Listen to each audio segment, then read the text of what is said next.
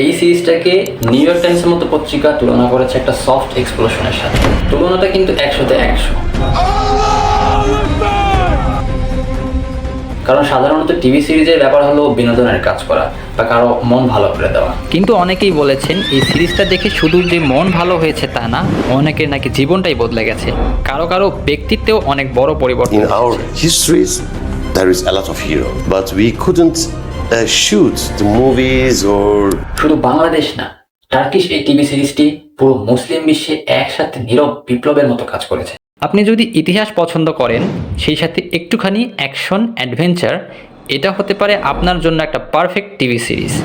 তবে আজকে আপনাদের অন্য একটা গল্প বলবো, 5টা এমন টিভি সিরিজ যেগুলোর গল্প আসলে আমাদের এই বাংলাদেশে, কিন্তু ঠিকমতো টিভি সিরিজ করে নিয়ে আসা গেলে এগুলো হতে পারে এক একটা হিডেন জেম, এমনকি ছাড়িয়েও যেতে পারে নামকরা অনেক বিদেশি টিভি সিরিজকে। চলুন তাহলে দেখে নেই কি আছে আমাদের লিস্টে।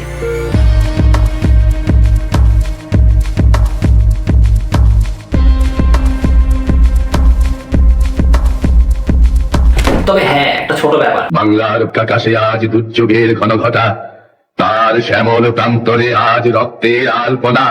কে তাকে আশা দেবে, কে তাকে ভরসা দেবে? এরকম প্রোডাকশন কোনোভাবেই করা যাবে না।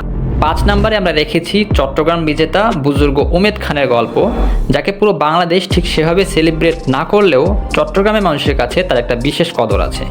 সবার আগে পরিচয় দিয়ে নেই কে এই বুজুর্গ উমেদ খান। ইনি হলেন আমাদের সেই সবার প্রিয় শায়েস্তা খানের ছেলে, যার আমলে বাংলাদেশের টাকায় 8 মণ চাল পাওয়া যেত এবং যিনি বাংলাদেশ থেকে মগ ও পর্তুগিজ জলদস্যুদের তাড়িয়ে দেন।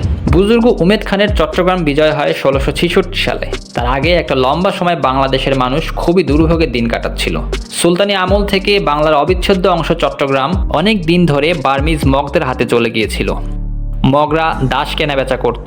এছাড়া পর্তুগিজরা দূর দেশ থেকে এসে এই ব্যবসার লোভে বাংলার মানুষদের ধরে নিয়ে গিয়ে বিক্রি করে দিত। আপনারা হয়তো আলাউলের নাম শুনে থাকবেন, তারও গল্পটা এমনই। পর্তুগিজরা ছোটবেলায় তাকে ধরে বিক্রি করে দেয় বার্মিজদের হাতে। পরে সে আবার আরাকান রাজসভায় একটা গুরুত্বপূর্ণ পদে জায়গা করে নেয়। আপনারা যদি দিরিলিশ এরতুল নামের এই টার্কিশ সিরিজটা দেখে থাকেন, তাহলে দেখবেন যে সিরিজটাতে একই সাথে ইতিহাসের অনেকগুলো পাতা উন্মোচন করা হয়। এরতুরুল্লাহ যাযাবর জাতি, তারা মঙ্গল আক্রমণ থেকে নিরাপদে থাকতে বসতি করতে চায়। সিরিজের প্রথমেই তারা আইয়ুবী সুলতানদের থেকে কিছু জমি চায়। এরপর ধাপে ধাপে এরতুরুল ও তা যাযাবর গোত্র পশ্চিমে মাইগ্রেট করা শুরু করে। সৌগুদ শহর, যেখানে বাইজেন্টাইনদের এলাকা ছিল, যেহেতু পূর্বে মঙ্গল, পশ্চিমে বাইজেন্টাইন, শত্রু দিয়ে ঘিরে ছিল তার গোত্র। এমন অবস্থায় একে একে তার সাথে বিভিন্ন হিস্ট্রিক চরিত্রের দেখা হতে থাকে। কখনো সেলজুক সুলতান আলাউদ্দিন কায়কোবাদ আর তার বিশ্বাসঘাতক উজির সাদেদ্দিন কোপেক, আবার কখনো স্পেন থেকে আসা বিখ্যাত সুফি সাধক ইবনুল আরাবি, তো কখনো মঙ্গল কমান্ডার বারকে খান।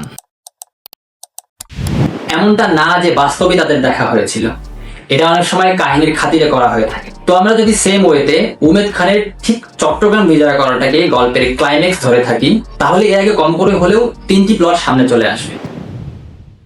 যেমন প্রথমে আসে মোগল রাজদরবারের ছবি।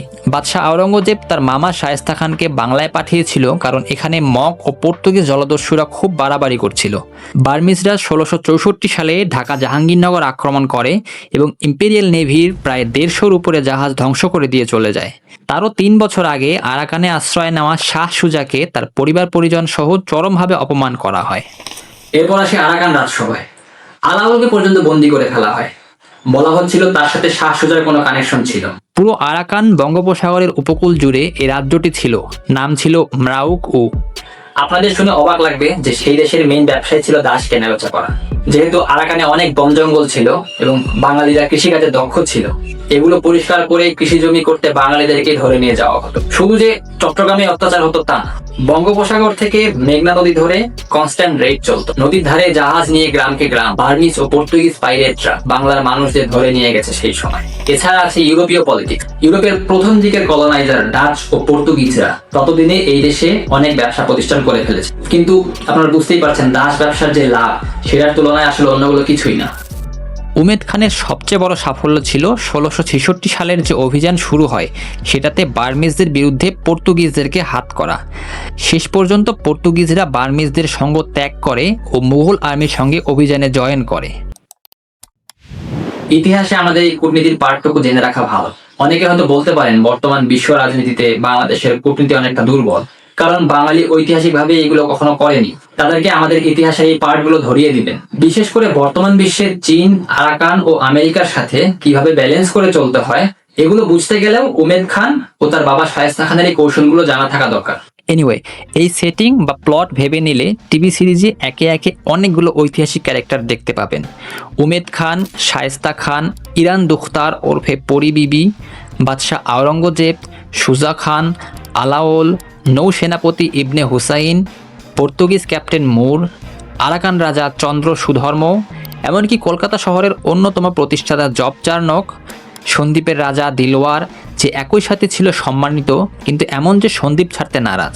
এতগুলো বাস্তব ইতিহাস থাকার পরেও যদি প্রোডাকশনটা ঠিকমতো করা হয়, এটা কোনোভাবেই একটা মাস্টার ক্লাস টিভি সিরিজ না হয়ে পারে। যখন উমেদ খান চট্টগ্রাম বিজয় করেন তখন তিনি আন্দরকিল্লা নামে এই মসজিদটি তৈরি করেন এবং পরের বেশ কয়েক বছর তিনি এই মিলিটারি অপারেশন গুলো চালাতে পেরেছিলেন কক্সবাজার সীমান্ত পর্যন্ত। কি হতো যদি সে সময়ই পুরো আরাকানের ম্রাউকু সাম্রাজ্যের পতন ঘটিয়ে দেওয়া যেত? বিশেষ করে কেমন ছিল সেই সময়টা যখন টাকায় 8 মণ চাল পাওয়া যাচ্ছিল? সেটা কি আপনাদের দেখতে ইচ্ছা করে না যে টিভি সিরিজে হোক আর বাস্তবেই এমন সচ্ছল ভাবে বাঙালি আবার জীবনযাপন করুক?